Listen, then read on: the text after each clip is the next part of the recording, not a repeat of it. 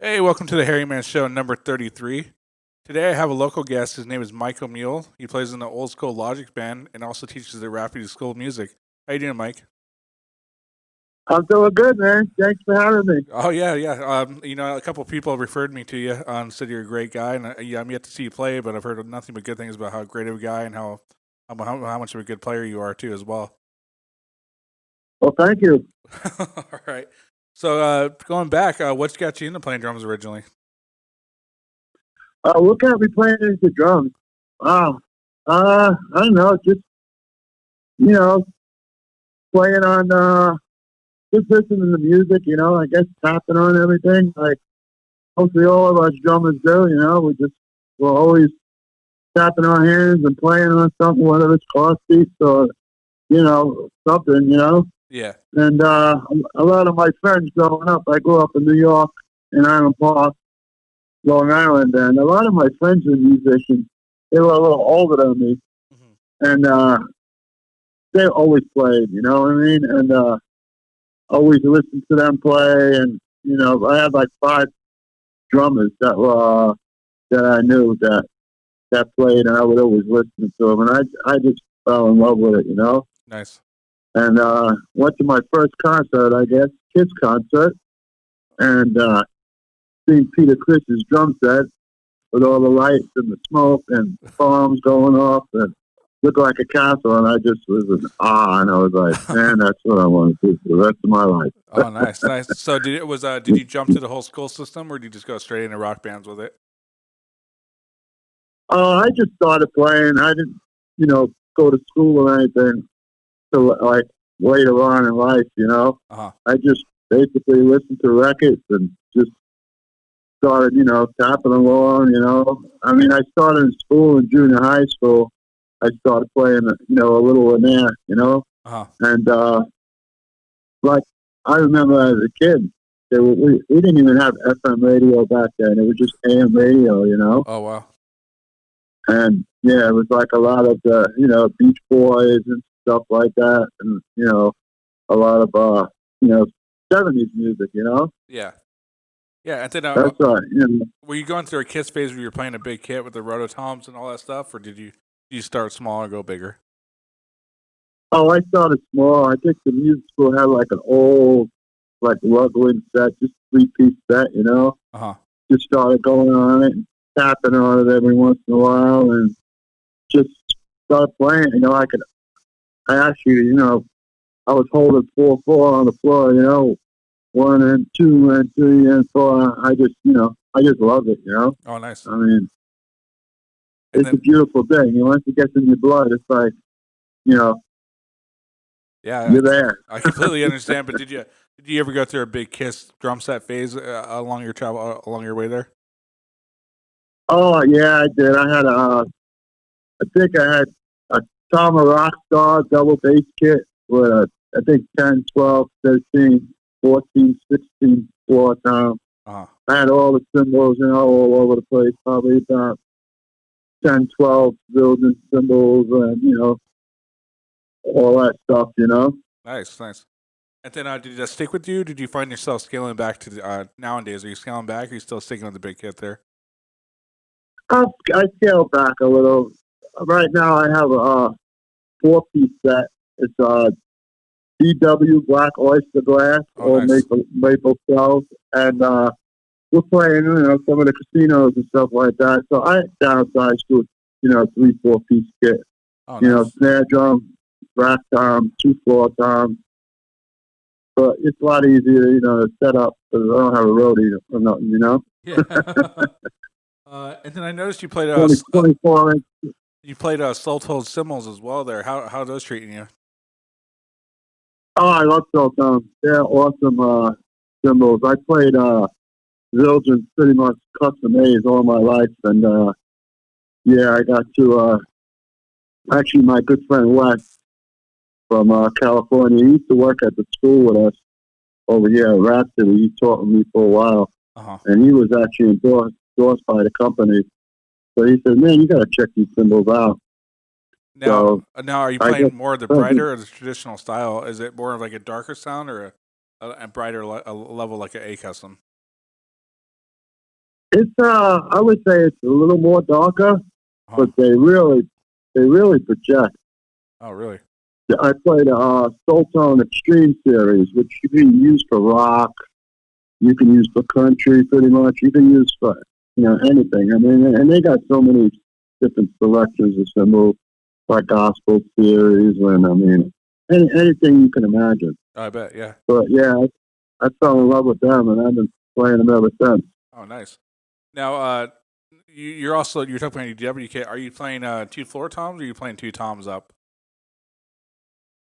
I'm actually playing 1 tom up, 2 floor toms down Oh, nice. right now. Yeah. Cool. And then you're also endorsed by Los Cabos Sticks. How's those treating you as well? Yeah, they're awesome. They're an awesome company. They're out of Canada, and actually another good friend of mine, Eddie. He plays out in what's the name of his band? I forgot the name of his band, but he's actually endorsed by Soul Tone Cymbals also. Oh, nice. And he told me to check him out. I was endorsed by a company before that called Silver Fox Drumsticks. Oh, okay.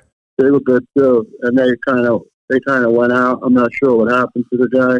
Oh, wow. But yeah, so he told me about these sticks, and I went over and I tried them out a couple of years ago, maybe about a year or two ago. Mm-hmm. I tried them out, and they really felt good. The weight was good. They, and I just fell in love with them too. So I've been, playing with those for a while now too. Nice. And then I kind of think the name of his. Are you playing? I'm sorry. I think the name. Go ahead. I think the name of his band is called Boomer. Oh, nice. I'll definitely check that out. Yeah. All right. And are you playing a wood tip or the nylon tip there? I play wood tip. Uh-huh. Because I'm playing a lot of different varieties of music. I mean, sometimes I play nylon tip too, because we go from country to rock. We have all a lot of originals and stuff like that too. Mm-hmm. So most of the country I'm playing wood tip, and most of the time I'm actually playing the wood tip. Nice. Once in a while, I get the nylons out. Nice. And I wanted to talk about what you're currently doing with your lessons at the Rhapsody School. How long have you been doing that with them? I've been doing that for, I think, almost 11 years now. Oh, wow. Over at Rhapsody School of Music. Yeah, And I've been teaching there. How many students do you currently have with them? I know everything's slowed down right now, but how many are you teaching right now? Yeah, everything's slowed down. I think I got about 30, 35 right now. Nice. Students. We're doing the Zoom thing right now. Now, so I'm giving lessons. Now, beginning student, do you have a certain routines or certain books that you work out of to get them started? Oh yeah, it all depends what level they are when they come in. If they're just starting out, I'm teaching them how to read their, eighth notes, quarter notes, eighth note triplets, 16th notes. I'm mostly writing that down. Mm-hmm. And then when they get started, then I start, writing. I do a lot of my own writing, and a lot of the books that I work out of the Stick Control by, George Lawrence, and Participation by Ted Reed. Mm-hmm. And one of my favorite books that I teach out of is the Jim Riley Survival Guide. Oh, nice. I mean, that book is awesome because it's got everything. It's got every style in there, and it's got all play-along tracks that you can play along with. I mean, what a great book. And Mike Johnson's Linear Pattern. Oh, that's a good one. Peter Exton's Essentials.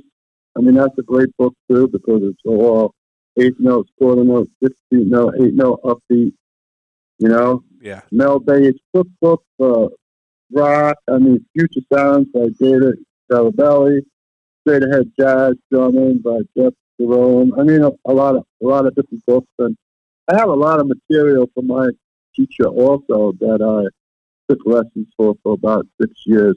Who did you take lessons with? Mr. Brett Ferguson. Oh, wow. Okay. He's a great teacher. He recently passed about, 2 years ago now? Yeah.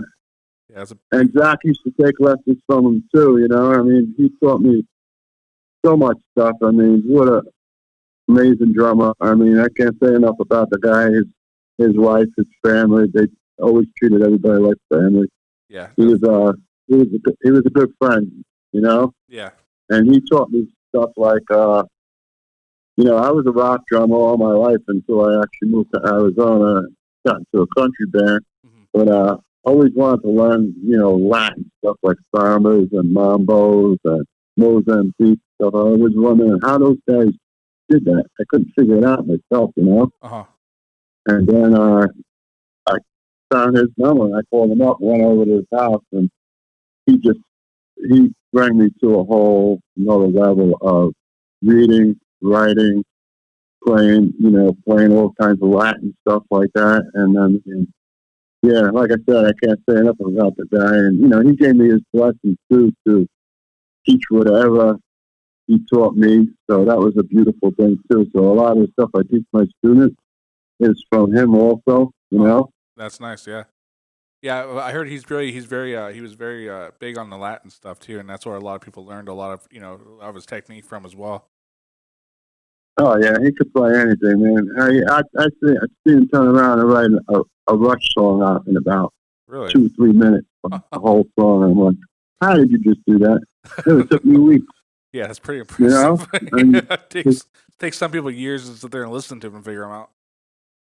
Yeah, he was just amazing, man. And he was a great teacher. And the cool thing about it, too, the way he used to teach, too, he just put a piece of sheet music on the stand, and he'd walk away and kind of let you figure it out, Yeah. So you really had to sit there and try to figure this stuff out. And then he'd come back like 10 minutes later and say, you're not doing that right, and show you and then walk away with you.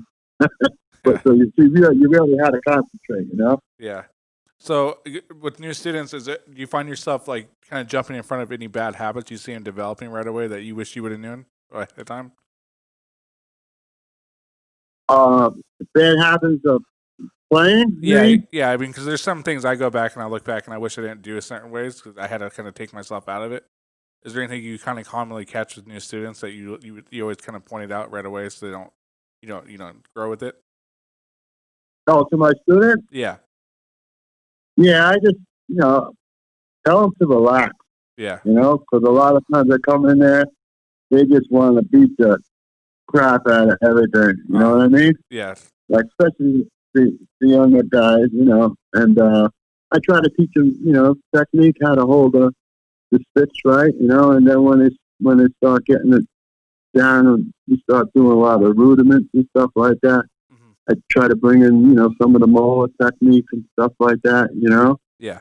and really work on the rudiments and the technique and stuff like that, and then it's amazing just to see them grow, Yeah. And what's your longest term student you had so far? I had students for like about 10 years, a couple of them. Oh, wow. That's pretty impressive. That actually went to college, and they're playing college now, and some of them went on tour, like in Mexico and stuff like that, and they had their own, CDs out and all that good stuff like that. Yeah, so I still got one guy that's with me. He's not with me right now because we're doing violin lessons, but he's been with me for almost about 10 years now, too. Oh, wow. That's pretty impressive. So I want to ask you about the current band you're in, the Logic Band. What kind of music do you guys focus on when you're playing through the casino ring? We do a lot of we do try to do something for everybody, We do a lot of country music. We do a lot of classic rock music, originals. We play everything from, Thin Lizzy, I mean, all kinds of stuff. I mean, play, like I said, some Thin Lizzy. We play basically, a little, I'm kind of slipping my mind right now. Oh, that's not. What kind of music do you see people requesting now? More so these days. It all depends. Here in Arizona, like a lot of people up there, they like their country. You know what I mean?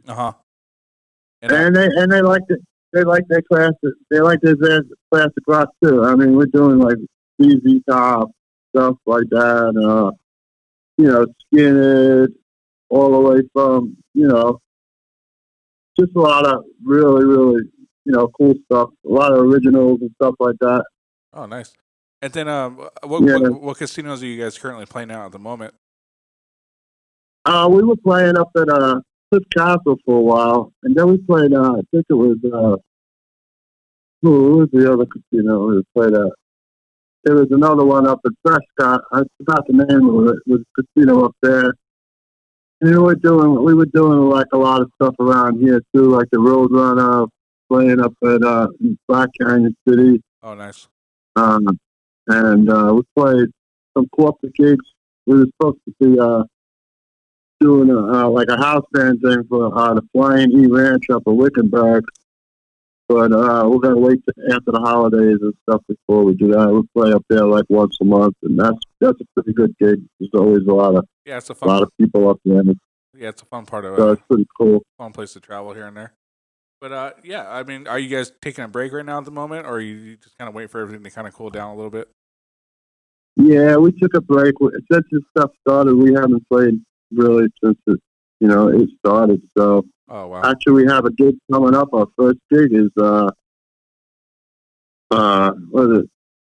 January 1st and 2nd, right after New Year's Eve, up at Cliff Castle. Oh, nice. Yeah, that'd be cool.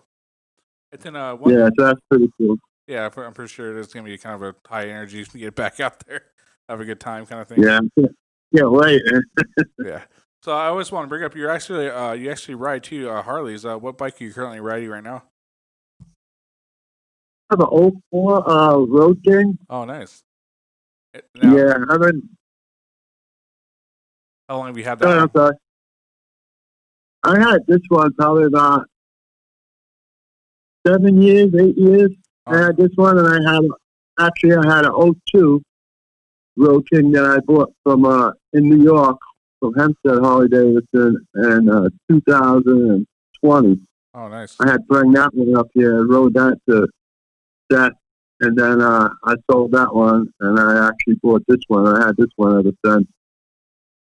Cool. And then did you start riding, previously, or was the Road King your first bike?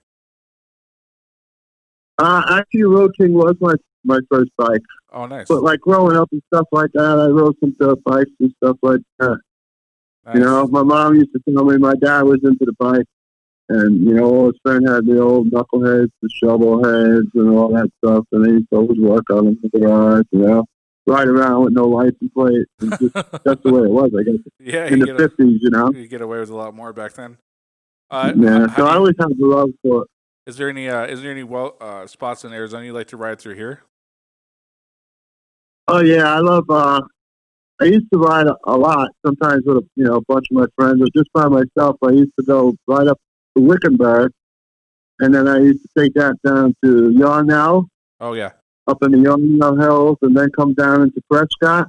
And then we ride up to Sedona, Jerome, Flagstaff, and then just work our way, back home. That was like leave about 7 o'clock in the morning, come home about 6, 7 o'clock at night. That was an all-day ride. That was a pretty cool ride. One of my favorite rides, yeah. Yeah, I've done some of those roads myself. Put the miles on them. Yeah, it's great. Well, Mike, I don't want to keep you too late, but it was really cool to have you on the show. So what would be the best place to contact you for booking or lessons? You go to Rhapsody School of Music. Right through there, and, just say you want to take lessons and talk to Mike or Pete over there, and, and they'll get in touch with me. It doesn't matter whether it's here or it's in Texas or no matter where it is, we can do rival lessons. Nice. And, stuff like that. So it's pretty cool. So as far as booking a band, do you guys have a Facebook page to check out? Yeah, we have a Facebook page. It's called oldsschoollogicband.com. You can check us out on there. Okay. Definitely do that. And you can book shows, whatever you want to do from there. Okay. And Mike, I just want to say thank you. It was great to have you on, and maybe we'll have you on again sometime in the future, but I really appreciate it. Oh, thank you. It was my pleasure, man. All right. And really. You have a good night there. You too, buddy. Thank you. Let me tell you guys about the stuff called Groove Juice. The stuff is amazing. I've been using it since honestly I can remember. It's kept my drums and cymbals looking pristine for shows or just simply practicing at home. Most drummers and some of the great drum techs around the world use this stuff and proudly endorse it. Please reach out to your local retailer or order online with Groove Juice.